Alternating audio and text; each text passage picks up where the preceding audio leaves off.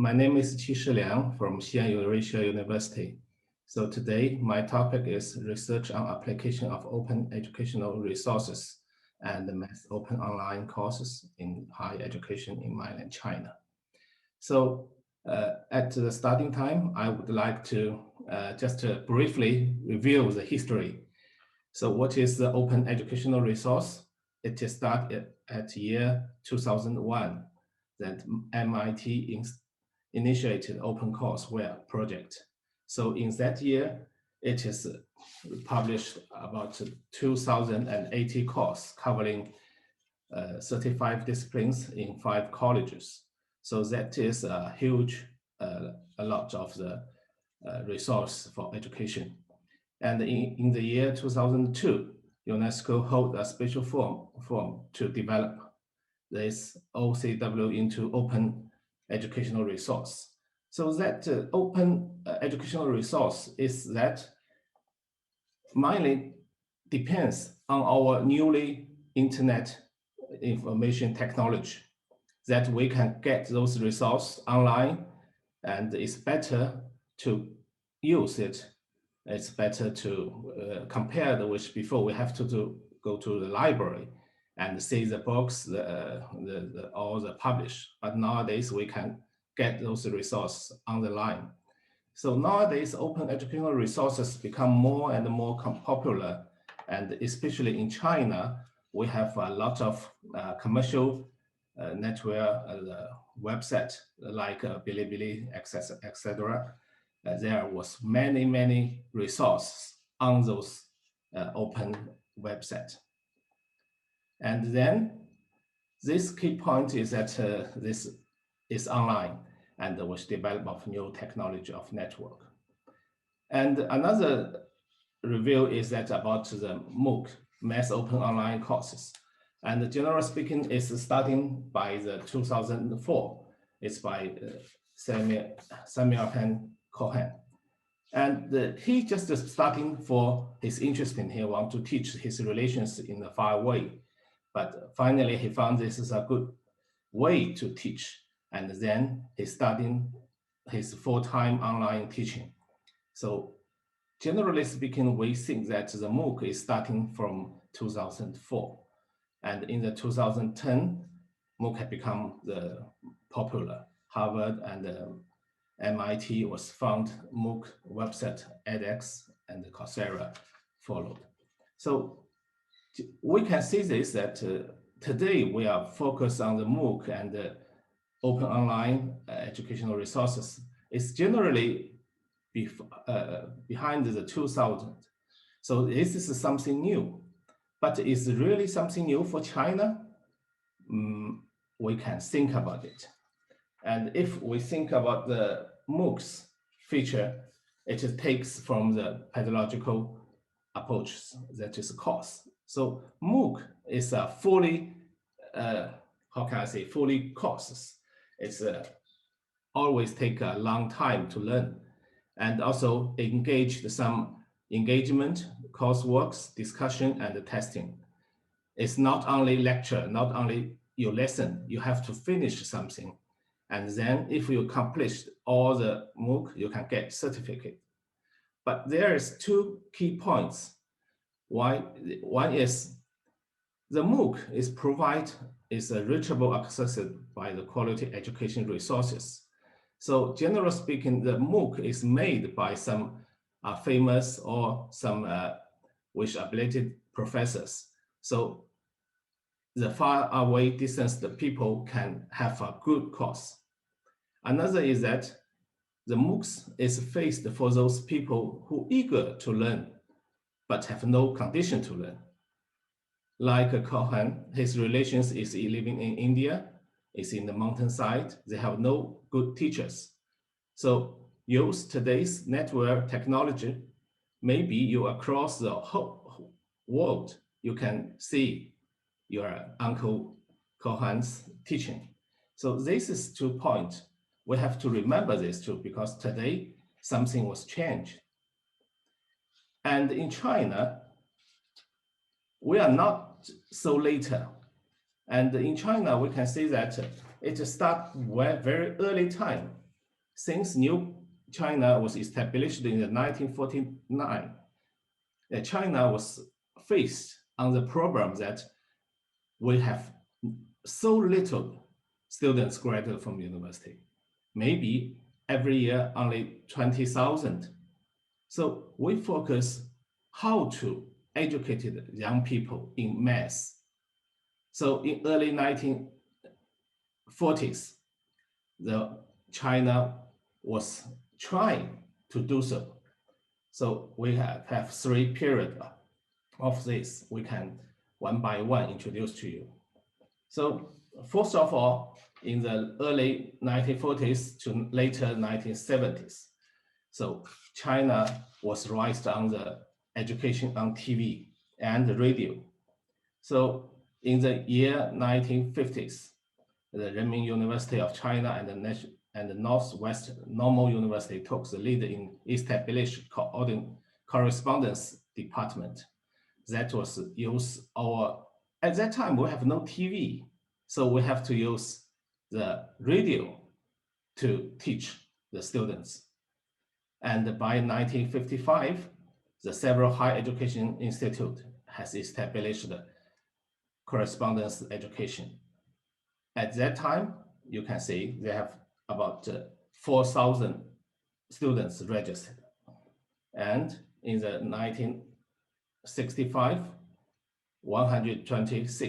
23 China Higher Education Institute has opened correspondence education, which about 189 students registered, 189,000 students registered. So at that time, this is not a small quantity. This is a large number of it because the university at that time is so limited. And later on, the China was, how can I say, is interrupted because of our 10 years Cultural Revolution. So everything was shut down. We have a tough time at that time.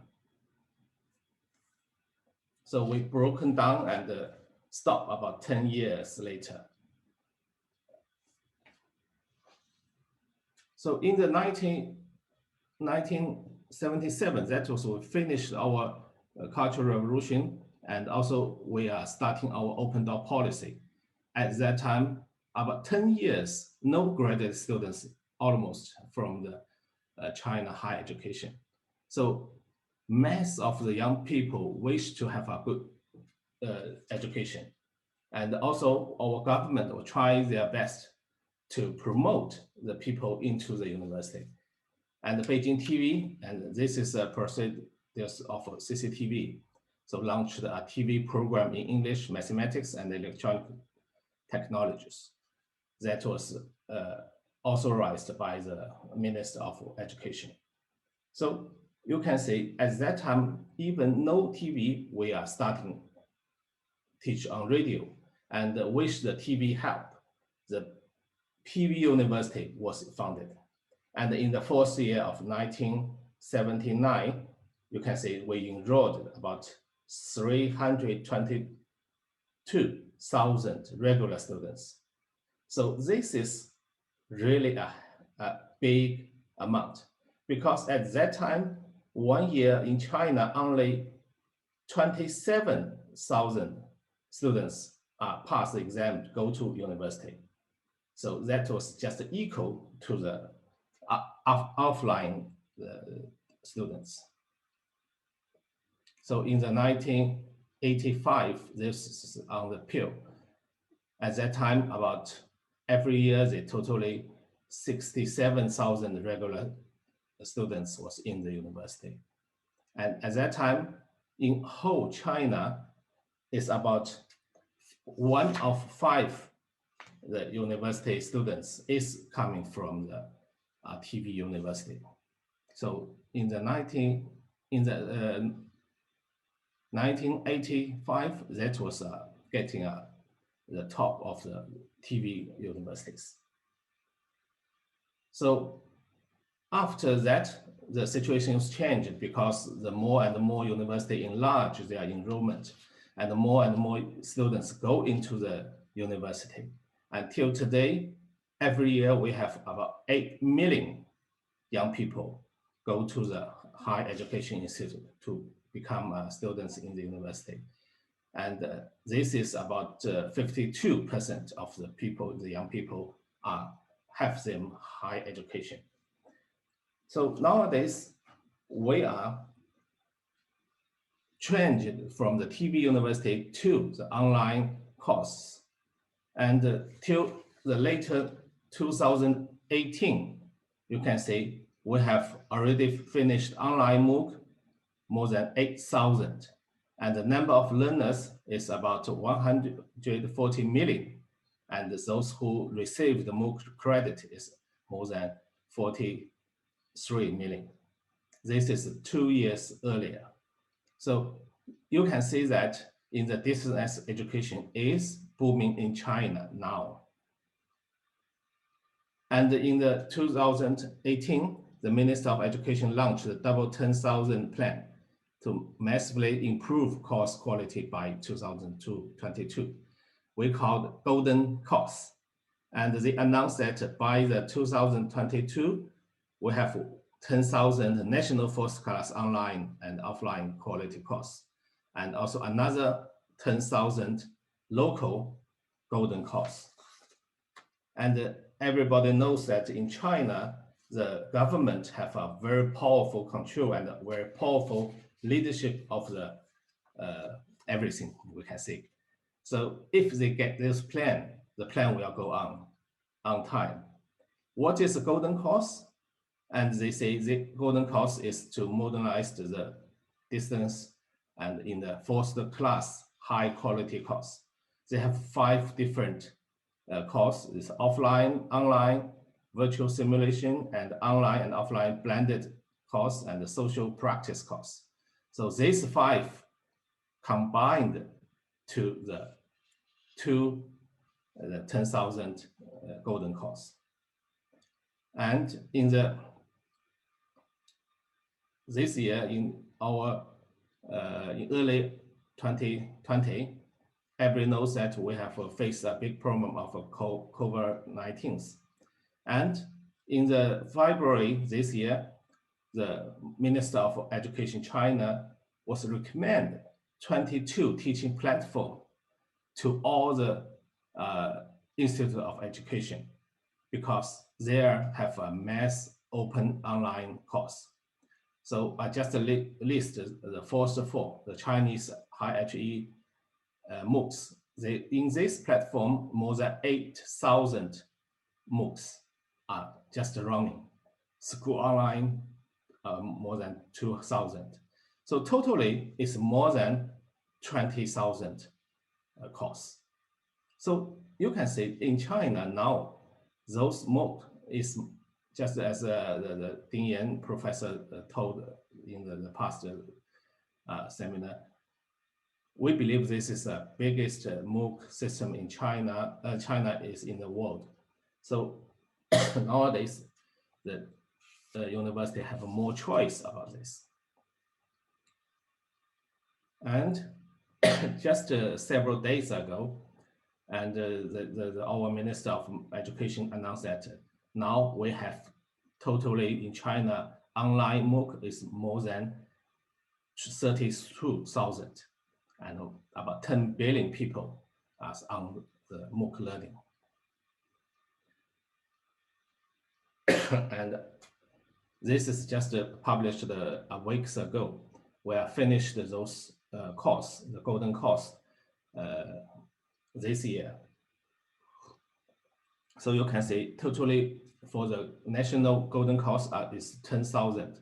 So another 2 years later, we surely believe we will finish this job.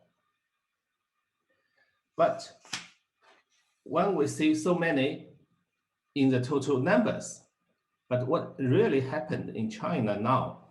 So in China, this is a strongly government orientation and the participation of commercial educational institutions. One, and the teacher and the university to arrange to make MOOCs maybe is according to the order for the government. And also they show their academic level. So they have got the budget and they made this MOOC. And also in China, very efficient things that the commercial educational institute was involved in, because they have the technologies and they have special experience. And even those commercial institutions are open workshop in different universities. So in university, the teacher will not live alone. They have go to the workshop in the campus and make the MOOC.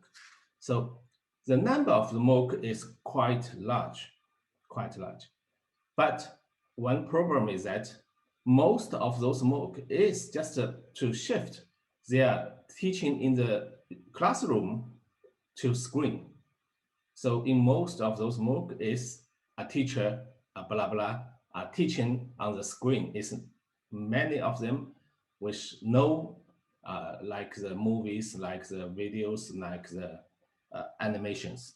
So the result is not so good, because we said it before, the MOOC is for those people eager to learn. But today, the people are all collected to the university. When in the university, you teach to them, but they are not willing to listen. How do you expect them to listen on a small screen? And also in China, the MOOC course is always concerned as a complete course. The online course and the offline course is a parallel. So we can say in the university, we say we have 5 or 10 online course. So totally different with offline course. This is a very unique thing in China. Maybe sometimes the university only want to finish the digital report, say we have how many courses online. So online and offline is independent. And then secondly, the construction of online have the character of simulation and emergency response. It's a duty sent by the government, and also the duty sent by the top leader of university. So the teacher have to finish the building a MOOC. And also the emergency response is that this year, the pandemic has happened, so we have to face this. And also some of the leaders in the university think that this is a way to cut down the teaching costs, because they believe use the MOOC online can use less of the teacher. So it's good to help them to cut down the cost. But in the US, and when I was visiting US universities, the teacher was so shocked to our way to use MOOC, because there are not so many courses say this is a totally online course. The MOOC make is for those people far away. It's not for our own students. It is our contribute to the world. So this is a different idea about the MOOC. And in China, we see that the teacher is teaching first and then learning. But in the Western countries, especially in US, they are assigned the jobs as the homework to the students. So learning first and come to the classroom for evaluate, for discussion, for the workshop. So why the syllabus is no signs of exist in China? Because of our way is teaching first. So the students can go to the classroom with nothing, because he knows that you will teach me. It's not, I have to learn in front.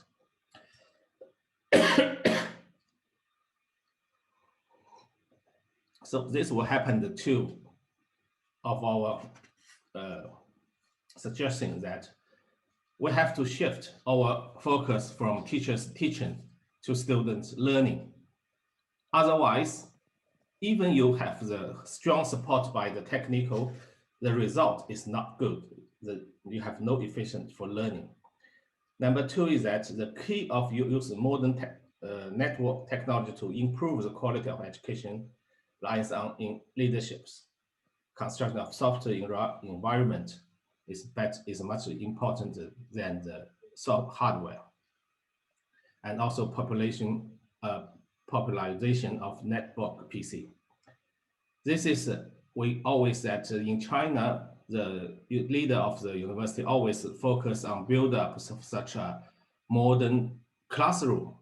There are many screens on the classroom, many videos on classroom, but they are not focused on the soft, what you teach, how do you teach in the classroom, and also how to arrange the learning. So we are always to fully the shared schedule to teaching. The students will no time in the outside the classroom to the campus to learning, to discussing, to the group study. And also in China, we have the mobile phone, but not so popular notebook. So first of all, the notebook is very important for every students. Dr. Chi? Yes. Excuse me. Sorry that the time for you for your part is up.